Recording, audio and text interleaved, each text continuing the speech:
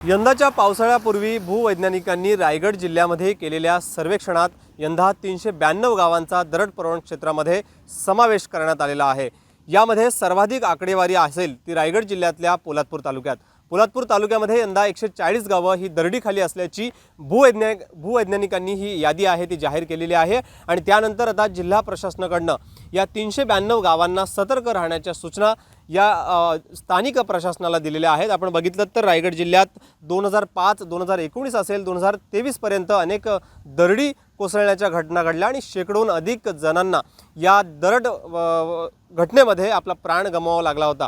त्यानंतर आता रायगड जिल्हा प्रशासन दरवर्षी जी दरड प्रवण क्षेत्रात असलेली जी गावं आहेत त्यांना पावसाळा सुरू होण्यापूर्वीच अलर्ट राहण्याच्या सूचना देतो। ज्या सुरक्षित जागा आहेत त्या ठिकाणी स्थलांतरित होण्याच्या सूचना देखील या गावकऱ्यांना दिल्या जातात। मात्र या भागामध्ये आपण बघितलं तर रायगड जिल्ह्यामध्ये महाड आणि पोलादपूर या दोन तालुक्यांमध्ये अति मुसळधार पाऊस कोसळतो आणि या तालुक्यांमध्ये दरवर्षी कोणती ना कोणती घटना घडत असते आणि त्यामुळेच जिल्हा प्रशासनाने यंदा खबरदारी म्हणून या गावांना सुरक्षित स्थळी जाण्याच्या सूचना आता केलेल्या पाहायला मिळतात। गणेश मापरेळकर, एबीपी माझा, रायगड। एबीपी माझा, उघडा डोळे बघा नीट।